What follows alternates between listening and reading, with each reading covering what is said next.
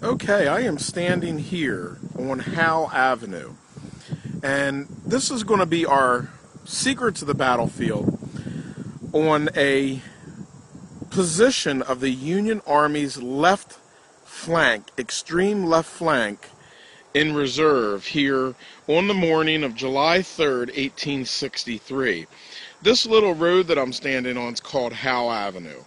And basically, the road in front of us that crosses is the Tawnytown Road. It's just off the Route 15 exit, which is over here. This road comes back and then just goes into a little cul-de-sac, turns around, and then comes back up in this direction. And there's 4 markers and a brigade marker here. Now, those regiments are the 119th Pennsylvania, the 6th Maine, the 49th Pennsylvania, and the 5th Wisconsin is the last one on the end down there near my car. Now, to set where we're at, directly in front of us is Big Round Top. To my right is Little Round Top. The Union fishhook line ran from Little Round Top in toward the town and then wrapped around the barb over at Culp's Hill. So it ran in this direction. And of course, we all know on July 1st, the battle was fought through the north and western part of the town. On July 2nd, there was an assault here on the Union left. Now, the Union left always gets a lot of attention, and since there's a lot of attention on the Union left, there's always a lot of attention on the Confederate right. That's Warfield Ridge. That's Longstreet's assault of July 2nd, through Devil's Den, through the wheat field, through the Rose Farm. One thing that doesn't get a lot of attention is the Union left flank, other than Chamberlain and the 20th Maine. Or should I say the Union left reserve flank doesn't get a lot of attention. Now, these 4 regiments here that go down and end down there where that truck is turning were part of the 3rd Brigade, the 6th Corps, the 1st Division, under Brigadier General David A. Russell. Now, on July 2nd, he arrived from Manchester, Maryland, and he moved to the northeastern slope, of Little Round Top. And you can go back and watch my series of videos on the 6th Corps' arrival at Gettysburg, and you'll see the route from the time they enter Pennsylvania to the time they get to the northeast slope of Little Round Top, which would be directly here in front of my camera. Now, Russell's brigade got to that northeast slope, and then on the morning of July 3rd, now let's look at this from a soldier's position. It's July 3rd, 1863. On July 1st, you're whipped through the town, you end up on Cemetery Hill taking a defensive position. On July 2nd, your left flank is attacked very strongly by Longstreet's assault on Warfield Ridge. And then, even though they didn't know it, on July 3rd, in the morning, there would be a demonstration on the Union right at Culp's Hill very early in the morning. And then, of course, the famous and epic Pickett's Charge, Lee's plan to attack the center of the Union line on July 3rd in the afternoon. Being that the left flank was attacked on July 1st, the Union Army on the right and to the north was damaged. They would have to reinforce the center. Lee's attack on July 3rd would be directed toward the center. However, even though it didn't work out as planned, there was a demonstration done on the right flank of the Union Army up on Culp's Hill very early in the morning of July 3rd. With that being said, on the morning of July 3rd, David Russell's brigade moved here where we were standing, and they were here to protect a possible or a threatened attack on the left flank. So, basically, these 4 regiments facing this direction here with the Round Top to their right, the 4 regiments of the 6th Maine, 4 companies of the 49th, Pennsylvania, the 119th Pennsylvania, and the 5th Wisconsin, rather, in this position, just in case a Confederate attack would come around the Union left flank and maybe try to take them in from the rear. They would be here to protect the Union left flank. Now, one of the things in one of the monuments that kind of gives a hint to it is the one all the way at the end, and that is the 5th Wisconsin monument, which is this monument down here near the cul-de-sac. And we're going to walk down there. And by the way, as we're passing here, the 6th Corps was always very proud. They always had their 6th Corps cross. This is the 49th Pennsylvania, and it says this regiment made a continuous march from Manchester, arriving on the field on the afternoon of July 2nd, occupied this position in reserve from the morning of the 3rd until the enemy's assault in the afternoon, when it moved to Round Top, to the center of Round Top.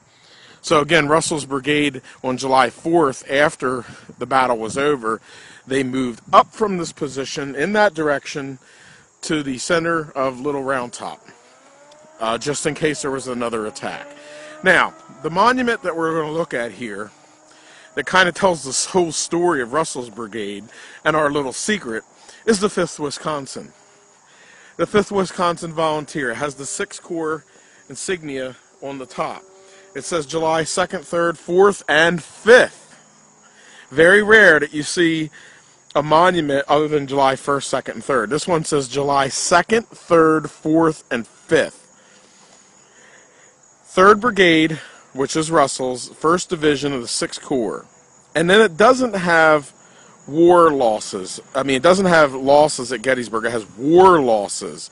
And that is because Russell's brigade, being in a reserve position for a threatened attack on the morning of July 3rd, only suffered 2 casualties, and they were both wounded. There was no one killed. And if you walk behind this monument, the word threatened is even used.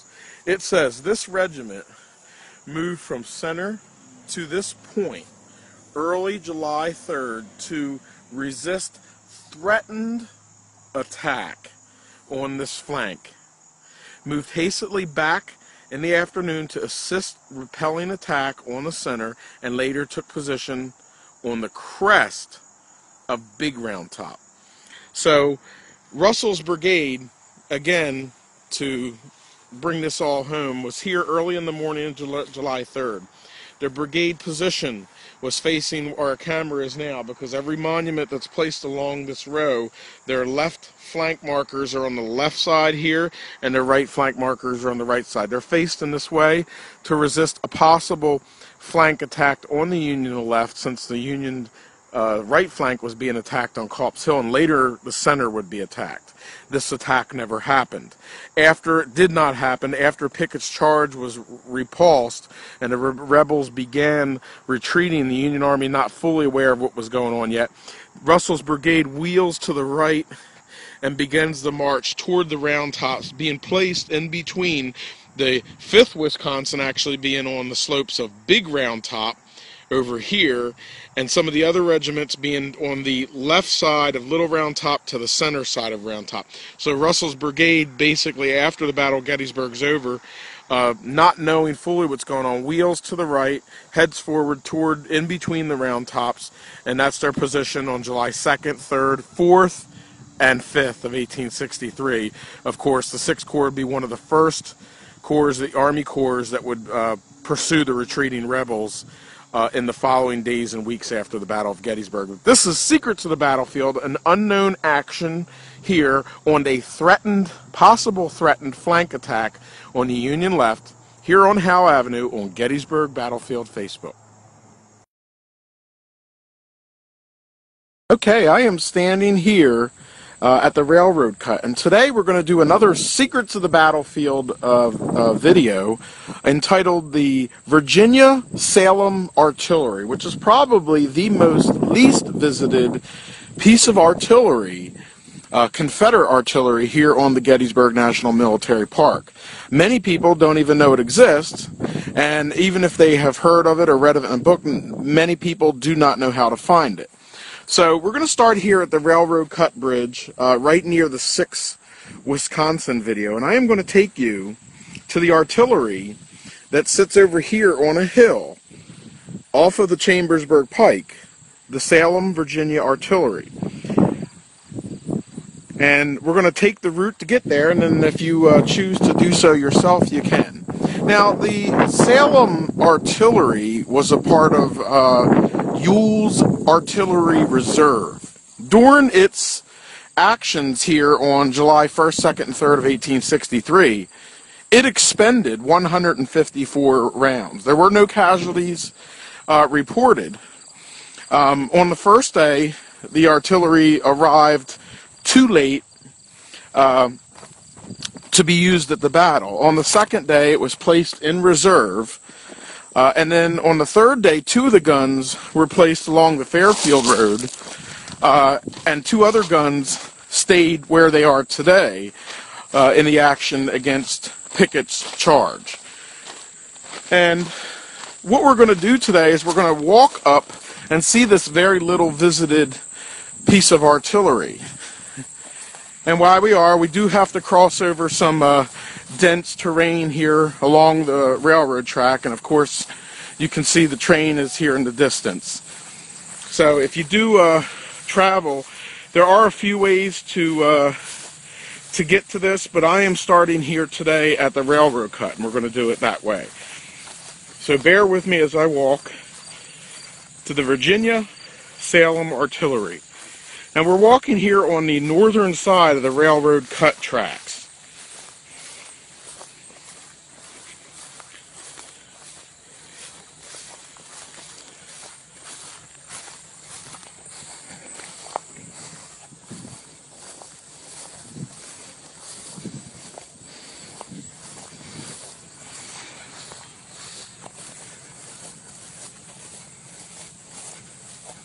And as we approach the hillside up here, I did notice CSX has a train running today, so if the video gets a little noisy, you'll have to pardon that.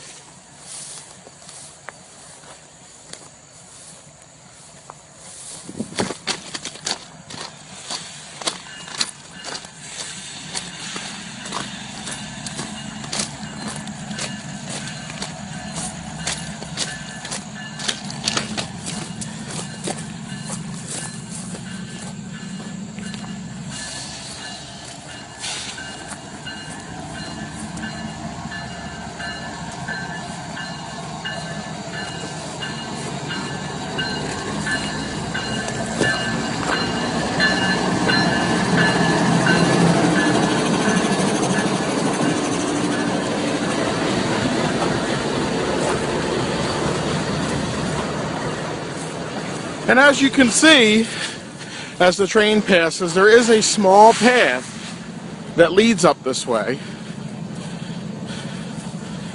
to the Salem Artillery piece. And again, not many people even know that this battery exists. And it's so off the beaten path and disconnected.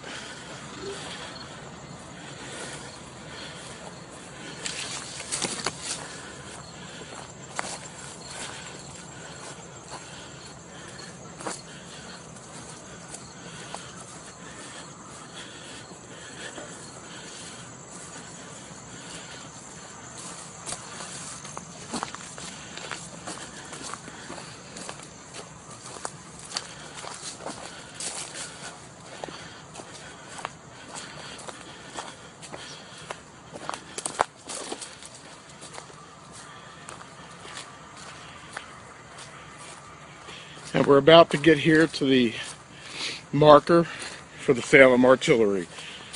And I'll read off of it, but it will be pretty much what I stated in the beginning of the video.